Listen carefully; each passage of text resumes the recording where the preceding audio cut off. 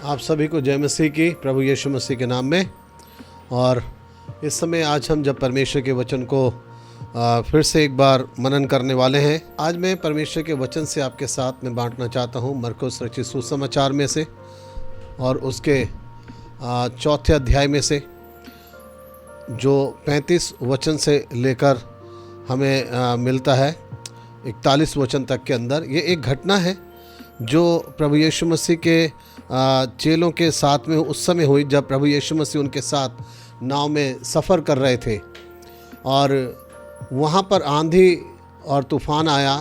उस आंधी और तूफ़ान को प्रभु यीशु मसीह ने शांत किया है। हम इसी के द्वारा आज हम कुछ बातें देखना चाहते हैं। बहुत जल्दी से हम मनन करें इसके ऊपर। जो ये समय है, जो ये घटना है, इस बात को बताती है कि इंसान के जीवन के अंदर कभी भी समस्याएं, मुश्किलें और तूफ़ान आ सकते हैं।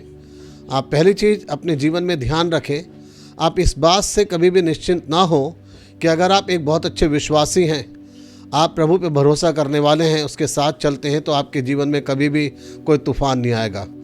मैं कभी भी ऐसी शिक्षा नहीं देता कि जो लोग प्रभु के साथ चलते हैं उनके जीवन में कभी भी परेशानियां नहीं आती।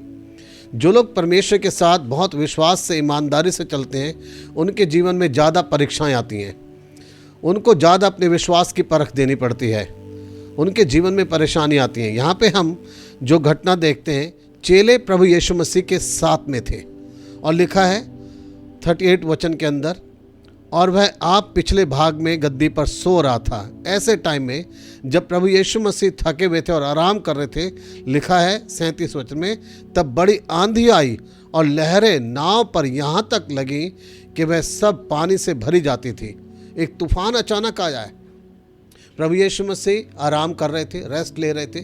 एक अच्छी सेवकाई करके वो थक चुके थे, क्योंकि प्रभु यीशु मसीह जितने ईश्वर थे उतने ही % वो एक मनुष्य भी थे। उनको भी थकावट होती थी, उन्हें भी नींद आती थी, उन्हें भी भूख और प्यास लगती थी। इसलिए उन्होंने इंसान की सारी उस चीज़ों को अनुभव किया जो आज हम अपने जीवन में करते हैं। हम जो चीज़ों को फील करते हैं, महसूस करते हैं, वो सब प्रभु यीशु मसीह ने भी महसूस किया है। तो पहली चीज़ आप ध्यान रखिए कि यहाँ पे चेले प्रभु यीशु मसीह के साथ में थे, लेकिन उनको भी आंधी और तूफान का सामना करना पड़ा। ये पहली चीज़ ध्यान रखिए कि ये कोई गारंटी नहीं है कि अगर आप प्रभु के साथ चल रहे हैं तो आपके जीवन में कभी कोई परेशानी नहीं आएगी। जो लोग बहुत अच्छे ईमानदारी से, विश्वास से चलते हैं, उनके जीवन में बहुत परेशानियां आती हैं। ये अचानक आ सकती हैं, कभी भी आ सकती हैं, किसी भी रूप में आ सकती हैं। परेशानियों का कोई एक रूप नहीं है। बहुत प्रकार की परेशानियां आपके जीवन में आ सकती हैं, मुश्किलें आ सकती हैं।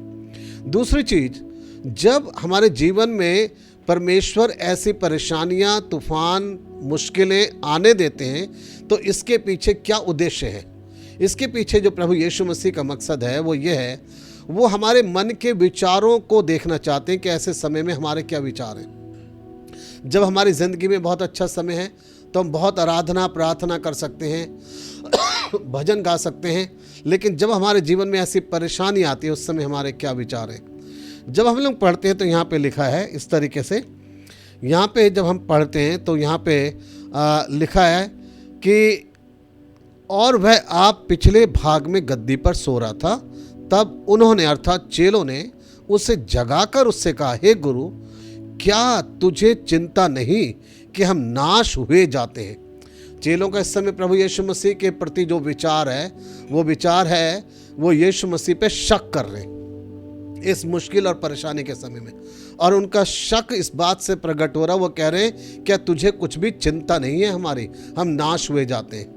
बहुत सारे लोग आज अपने परेशानी के समय में, मुश्किल घड़ी के अंदर, परमेश्वर के ऊपर अपने मन में शक लेके आते हैं कि शायद परमेश्वर को भी हमारा ध्यान नहीं या हमारी चिंता नहीं है। अब दूसरी चीज़ ध्यान रखिए, कई बार, बहुत बार हम जब मुश्किल परेशानी में पड़ते हैं तो अपने मन में हम शक ले आते हैं। बाइबल कहती है शक ना करो, अपने मन में बिल्कुल भी परमेश्वर पे शक मत आने दो। हमारा परमेश्वर हमारी चिंता करते हैं। यहाँ उन्होंने कहा, क्या तुझे कुछ भी चिंता नहीं है? बाइबल बताते परमेश्वर हमारी चिंता करते हैं, प्रभु हमारा ध्यान रखते हैं, उसको हमारी फिक्र है। लेकिन कई बार परेशानी के वक्त में हमारे मन में ऐसे विचार आते हैं, शायद प्रभु का हमारा ध्यान और हमारी चिंता नहीं है।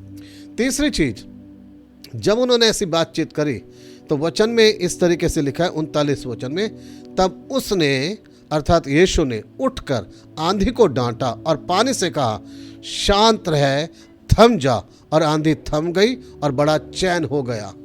यहाँ पर जिस चीज़ को देखना वो यह है, प्रभु यीशु मसीह की सामर्थ्य से आंधी और तूफान शांत होते हैं।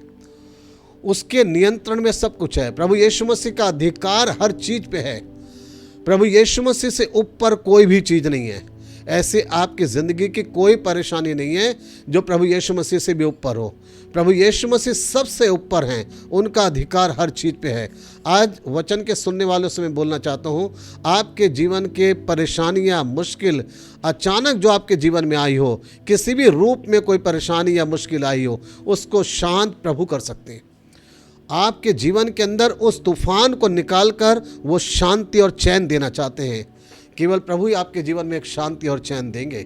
याद रखिए, वहाँ पे लिखा है एक बड़ा चैन हो गया, एक बड़ी शांति हो गई। लेकिन चेलों को इस शांति का अनुभव प्रभु कराना चाहते थे। उससे पहले प्रभु यीशु मसीह चाहते थे चेले जिस चीज़ का अनुभव करें वह है तूफान का। जब जीवन में उनके तूफान आया है, उसके बाद ही उनको उस शांति का अनुभव भी हुआ है। कई बार परमेश्वर हमारे जीवन के अंदर कुछ अच्छा करने के लिए, उस अच्छी आशीष को देने के लिए, उस अच्छा अनुभव को देने के लिए हमें कई बार मुश्किलों के रास्ते से निकलने देने देते। वो हमें चाहते हैं कि हम उस मुश्किल घड़ी का सामना करें, हम उस मुश्किल में से निकलें, ताकि हम फिर अनुभव कर सकें उसके बाद जो हमें मिला है वह है प्रभु की शांति। यहाँ पे अधिकार प्रभु यीशु मसीह का है। उसने आंधी और पानी को डांटा और वो थम गया और बड़ा चैन हो गया। चौथी और अंतिम चीज़ जो यहाँ पे है वो ये चीज़ है, यहाँ प्रभु यीशु मसीह ने 40 वचन में कहा है, और उनसे कहा, तुम क्यों डरते हो, क्या तुम्हें अब तक विश्वास नहीं। यहाँ प्रभु यीशु मसीह ने एक शब्द बोला, क्या तुम्हें अब तक विश्वास नहीं है। प्रभु यीशु मसीह इस वचन में ये कहना चाहते हैं, तुम कब से मेरे साथ हो, कितने आश्चर्य कर्म देखे, कितने मेरे कामों को देखा, कितनी बातों को तुमने अपनी आंखों के सामने होते हुए देखा, लेकिन तुम्हें अब तक मुझ पे विश्वास नहीं हुआ। आज बहुत सारे लोग शायद ऐसे ही हैं वचन सुनने वाले। कितने काम परमेश्वर के उनके जीवन में हुए हैं, कितनी बार परमेश्वर ने उन्हें संभाला, लेकिन उन्हें अभी तक पूरी तरीके से अपने परमेश्वर पे विश्वास नहीं हुआ। प्रभु यीशु मसीह पे उनका विश्वास अभी तक नहीं है। आप कब प्रभु यीशु मसीह के ऊपर निर्भर होना सीखेंगे? अपने जीवन के कठिन समय में प्रभु के ऊपर विश्वास करना सीखें, निर्भर होना सीखें। परमेश्वर आपके जीवन के सारे आंधी और तूफान को शांत कर देने की सामर्थ्य रखते हैं। घबराइए मत, चिंतित मत होइए, परेशान मत होइए। वो शांत करेगा क्योंकि वो आपके साथ में है। वो आपके साथ में है, उसको आपका ध्यान है, वो आपकी चिंता करता है।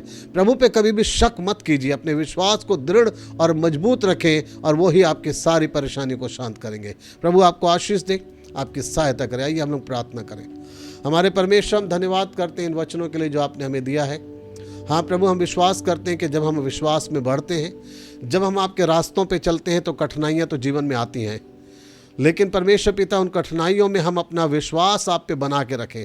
घबराएं नहीं, चिंतित ना हो, ना ही आप पे शक करें, क्योंकि आपके पास सामर्थ है हमारी ज़िंदगी के हर तूफान को शांत करने की।